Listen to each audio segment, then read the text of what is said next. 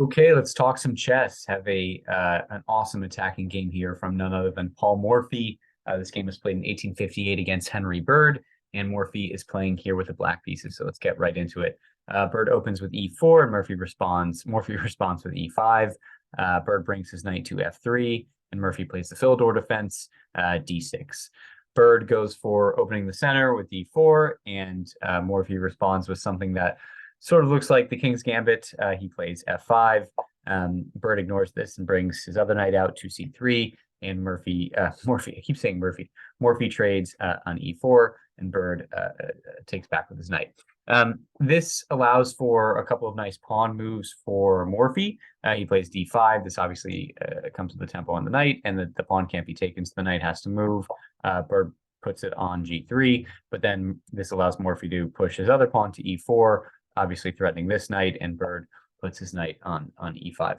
So, kind of an interesting start. Bird has two pieces developed, which is nice.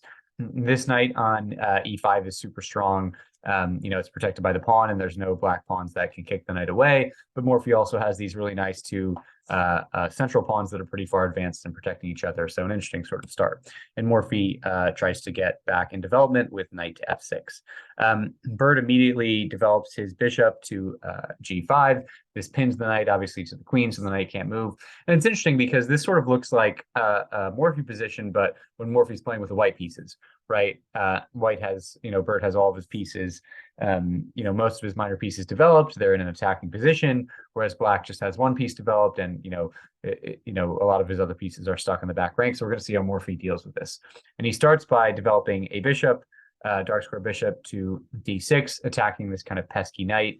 I think many of us would play bishop to e7 here, kind of blocking the pin of the knight. But Morphy says, no, I want to attack White's knight as well.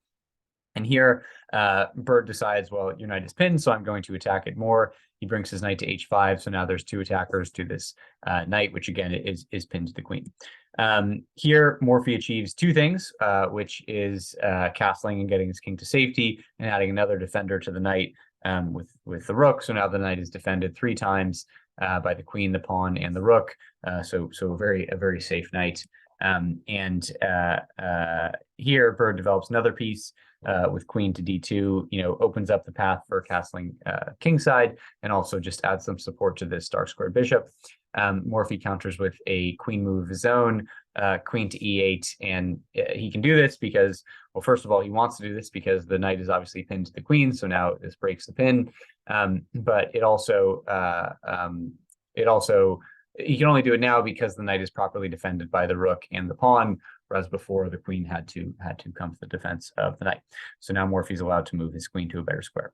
And here Bird tries to get really aggressive. He pushes g4, really just hoping to open up the g file and get some counterplay going. This allows Morphy to sort of win a pawn, as we'll see. Morphy takes with the knight on g4. This allows Bird to take back on g4, but then queen takes on h5. So Morphy is up a pawn, and now he has the queen attacking the knight. For compensation, Bird does have this nice g file open, so the rook can come to g1 and sort of get an attack going against the king. But first, he has to move his knight to safety, which he does, placing his other knight on e5, because this is obviously a nice square for the knight to sit. Morphy develops another piece with knight to c6. Now there are two pieces attacking this knight. So, if he wanted to, he could take the knight and a pawn with it. But before dealing with that, Bird puts his bishop on e2. This is developing a piece with tempo as it attacks the queen. Morphy moves it to a more threatening position on h3. And now, not that White wanted to, but White is unable to castle kingside because the queen is obviously cutting off that passage. And here, because this knight is attacked twice and Bird doesn't want to lose a pawn, Bird takes the knight on c6, and Morphy takes back with the pawn on c6. And now, all of a sudden, White had this really nice attacking position. He had a couple of knights and a bishop in this vicinity around the black king. But now all of a sudden, Morphy has a couple of pieces that look threatening. The rook might come to b8. The king is a little bit open, and Morphy's starting to turn the tide and making this attack look a little bit more fearsome. Just now, his rook is threatening to come to f2 and take the weak f2 pawn. Maybe not yet because the king is protecting it, but if Bird wants to castle, then the rook will take the f2 pawn. So first, Bird puts his bishop on e3. This obviously protects the pawn and allows Bird to castle safely. Morphy, unsurprisingly, puts his rook on b8. This file that was just semi-opened. Now he's attacking the b2 pawn, and so Bird castles, seems to get his king to safety and also protects the b2 pawn, but also sort of bringing his king into the path of Morphy's attacking pieces. So, this position is relatively even. The move that Morphy played next is definitely not a recommended move by the computer, but it's really exciting and leads to a pretty cool attack for Black. So see if you can find the move that Morphy played here. It's sort of a combination of moves for it to make sense. Okay, so this is a really aggressive sacrifice that Morphy played, and the move is rook takes pawn on f2. This is a wild move. Obviously, if White makes some silly move here, then this is good for Black because the bishop or the rook is in an advanced position. It's threatening all sorts of attacks and pieces, but obviously White can just take the rook with the bishop, which is what White does. He takes on f2. The problem with this and the whole idea behind Morphy's sacrifice is that it opens up the third rank for the Black queen. Beforehand, the third rank was totally sealed off by this bishop. The bishop can't really be kicked away by anything. And like there's a lot of white pieces blocking Morphy's queen from the king. So by sacrificing this rook, Morphy opens up the third rank and brings his queen to a3. And this was kind of the second move that he saw. This looks like a crazy move because it looks like you're giving up the queen, but if pawn takes, then bishop takes with checkmate.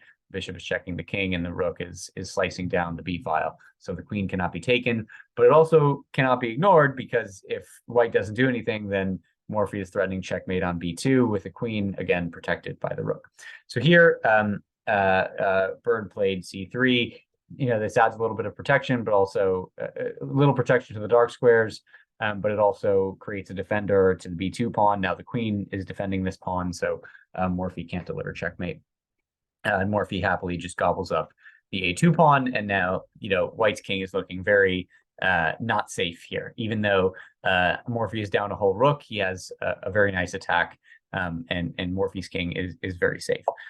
Here, Bird plays a reasonable defensive move. He plays b4. This is trying to solidify up the structure and blocking off Morphy's bishop as well as his rook. But Morphy just continues pestering the white king with queen to a1. The king moves to c2, and Morphy plays check with queen to a4. And this was the losing moment for Bird. This position, if played properly and defended correctly, will lead to a draw. But again, this is a tough position for a human to play. Even today, if you're not an amazing player, this would be a tough position to defend. And certainly in 1858, playing against Morphy, this is a really tough position to defend. So here's where Bird made his fatal mistake. He played king to b2. The better move here would be king to c1 and maybe going for some repeating action, but instead Bird said, you know what, I want to cut off all of these checks from the a file, so I'm just going to move my king to b2, and I don't see any more ways that the queen can check me. The queen can't come to any of these squares. Obviously the queen is not going to take on b4 and sacrifice the queen, but Morphy here has a crushing attack, so see if you can find his winning move in this position. Awesome. So it's another sacrifice, not as extreme. Here, Morphy plays bishop takes on b4. You can't ignore this because, again, if White plays just a random move, then there are many discoveries that are very dangerous here. Probably the best one is bishop to a3. Now the king is in double check from the bishop and the rook, and the queen is slicing this way, and checkmate is going to follow soon.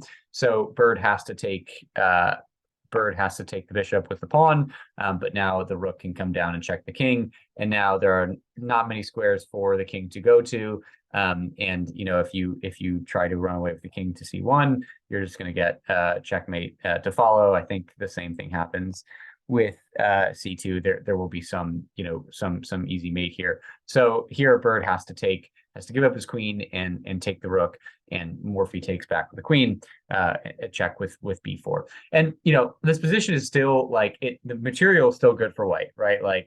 Morphy has a queen and a bishop, and Bird has two rooks and a bishop for that queen, right? Basically Bird has two rooks and a bishop for a queen, which is that's totally should be in general winning for White. But Morphy has the attack, and Morphy is going to get rid of more pieces and make this a winning endgame for him. So Bird moves his king to c2, and a really funny move here. Morphy pushes e3. You know, you can't really ignore this because this pawn and this queen can really team up and do some damage. So Bird takes on f3. But now the move of this pawn push becomes clear. Before, this pawn was kind of blocking this avenue, but now with this clearance, Morphy can develop his final piece. You know, finally he's developed all his pieces with bishop to f5. This obviously comes with check of the king, and here Bird tries to, you know, get any sort of defense mounted and get his rook more into the game with a rook lift to d3, probably hoping that Morphy will take the rook for a bishop.